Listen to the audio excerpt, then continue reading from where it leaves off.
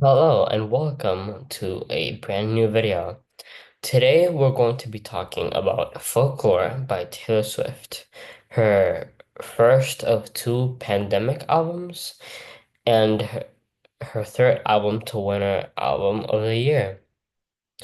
So let's get started with the sound in general. It leans more into folk, obviously, as the title suggests, as she normally would, and she embraces the storytelling of the of her ability as a musician, and she in this album is able to tell stories. For example, in The Last Great American Dynasty, she's able to tell a story about Rebecca Harkness. And in three songs throughout this album, there is a love triangle invented by her, in which there's a whole story which will make another video for that eventually. But the album has many stories from throughout the album, and let's get right into each review into each song of this album. Starting with the opener, The One. The One, I really like this song. It has a cool melody and uh good it has good lyrics. Like some films, the best films were never made. That could be applied to many different things that I could do a whole deep dive on this song and that lyric alone. But if you want to see that video, comment down below and I'll make sure to make the video for you. And yeah, then we have Cardigan. Obviously, this is the lead single and it's a amazing song. It was actually my fifth most streamed song of 2024 somehow. There's probably better songs that could have been on my top five, but well, not saying that the song's bad, but I really like this song, but yeah. The bridge is obviously top 10 bridges in her discography, but yeah. Then we have The Last Great American Dynasty. As I previously said, it tells the story of Rebecca Harkness, and this one is one of the more upbeat songs of the album and has a cool melody and the line where she says, bought by me, it really shocked fans, but yeah. And the song was able to tell the story in a beautiful way where the listener could feel connected to the story. And that's how I feel about most of the album, is that the melodies and the lyrics take you into the story rather than most songs just describing the story. And yeah, now Exile. This is personally tied for my favorite, other one with a song that we're going to discuss here. I really like the song. The bridge is arguably the best bridge, depending on the day, you ask me. It it's just amazing and beautifully written. I could also do a deep dive on that song if you guys would like, but for that you need to like and comment. So we'll see that eventually. But the song talks about a relationship and how the two people feel exiled out of their the relationship and how they felt that the other person didn't give them a signs and they think they've seen this film before and they didn't like the ending.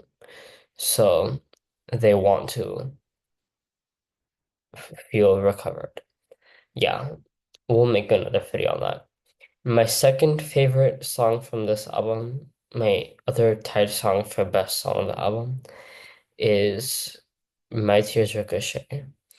My Tears Ricochet, th- each lyric speaks for its own. What it talks, the song is beautifully written and talks about obviously her masters and how she felt betrayed by Scooter Braun in the selling of her masters. And the song obviously tells it in a beautiful way. At the beginning, the vocals are really good and how they're all stacked together. It's really beautiful. And also the Long Pond studio session version. I really like the piano and how it's arranged. And also how the vocals complement the piano arrangement. So if you haven't listened to the Long Pond studio session, you definitely should. Or the movie in general. You should watch it. But then we have Mirrorball. I really like Mirrorball because it has like obviously makes the metaphor of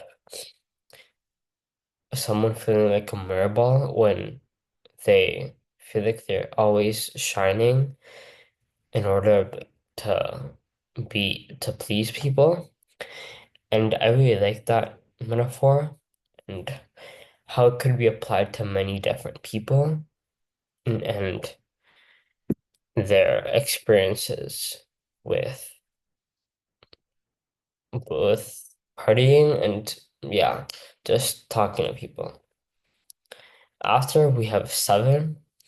Seven, I really like the piano and also I really like the how the lyrics symbol the immaturity of being seven and how your view of the world as a 7-year-old is like you're living in a bubble and the lyrics really reflect that.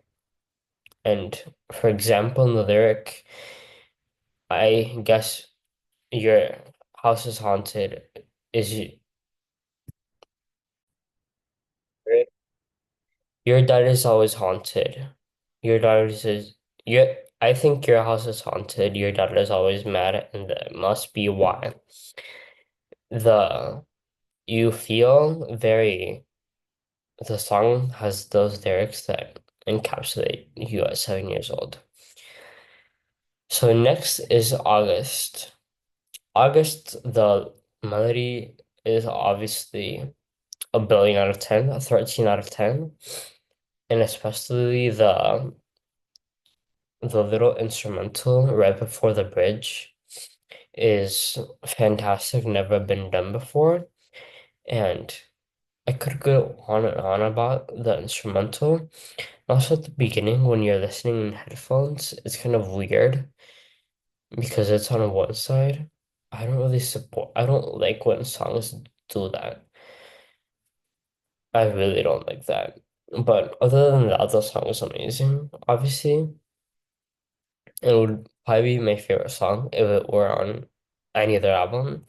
But it's on Folklore, and when My Tears Ricochet is on your album, it obviously has to be the best. But yeah, now it's This Is Me Trying. This Is Me Trying has obviously very sentimental lyrics and emotional lyrics that many people could relate to, and the melody also makes up for those sad lyrics with having a more sad approach to the melody where more of the upbeat lyrics have more upbeat melodies.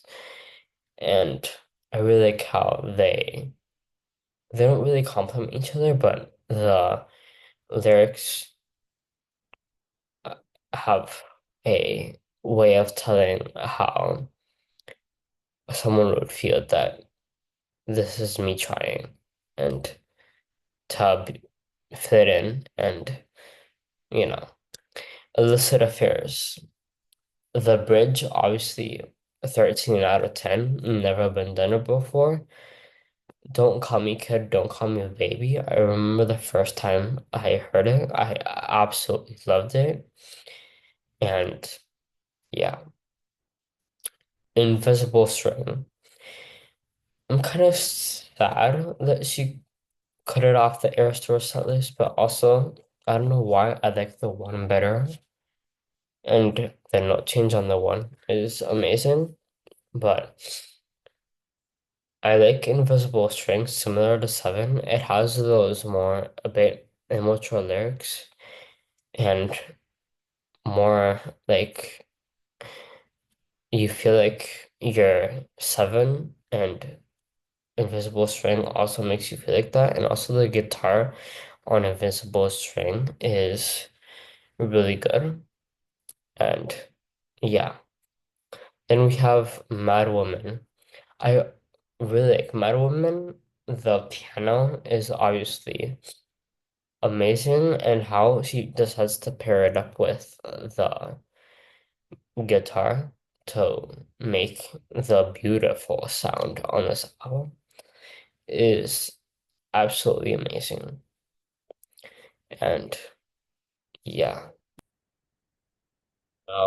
Epiphany. Epiphany is one of the obviously the most more slower songs, and it talks about the COVID-19 pandemic and how lockdown made everyone be in their house and you know.